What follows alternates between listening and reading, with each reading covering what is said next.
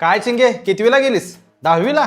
म्हणजे या वर्षी बोर्डाची परीक्षा असेल. कशाची आली तुमची बोर्डाची परीक्षा? तुला सांगतो आमच्या वेळेस 4थी 7वी केंद्रावर परीक्षा व्हायची, 10वी 12वी बोर्डावर परीक्षा व्हायची. आमच्या वेळेचं शिक्षण लय कडक होतं चिंगे.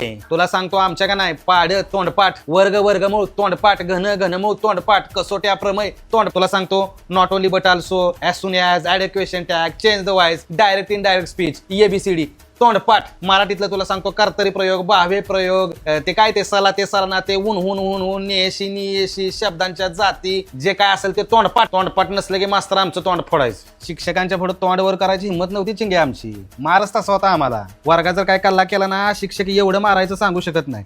बरं तिथं मार भेटायचं ते भेटायचा, वरनं ऑफिसमध्ये बाकी शिक्षक बी हाणायचं. बरं शाळेत मार खाल्ल्यावर आमची घरी सांगायची डेअरिंग व्हायची नाही, घरची बी निभार हाणायची, का तर शाळेत काहीतरी केलं असेल. आमच्या शाळेत तर 2 शिक्षक असं होतं, ते आम्हाला निभार हाणायचं. आम्हाला तर वाटायचं हे दोन्ही शिक्षक आम्हाला नुसतं मारायलाच येते. बरं कवा तर एवढं आम्हाला हाणायचं की आम्हाला ते का हाणतात आणि आम्ही काय चुकी केली हेच आम्हाला कळायचं. काय आता नवीनच फॅड काढले, विद्यार्थ्यांनी मानसिक त्रास होतो म्हणून त्यासनी लय बोलायचं नाही, त्यासनी मारायचं नाही, नाहीतर काय तर विद्यार्थी काय जीव देते. ती कशाचा लाड झालाय तुमचा, बाकी काय नाही. तुला सांगतो चिंगे आमच्या 90च्या काळातल्या का नाही एका सुद्धा पोरानं शिक्षणाचं टेन्शन आत्महत्या केली नाही. अहो निबरगट्ट झाली तेवढी मार खाऊन. लाडच नाही, शाळेत बी मार आणि घरी पण मार, निबार मार. इंग्लिशचं ना आमचं तर काय पहिल्यापासून वाकडच. तुला सांगतो चिंगे 4थी पर्यंत काय आम्ही इंग्लिश बघितलंच नव्हतं. आम्हाला डायरेक्ट 5वी पासून इंग्लिश आले. 4थीत असतानाच आम्हाला धडकी भरली होती, आता पुढच्या वर्षीपासून आपल्याला इंग्लिश असणार. आम्ही 5वीत असताना पहिल्यांदा आयुष्यात ABCD लिहिली, ह्याच्यावर विचार कर.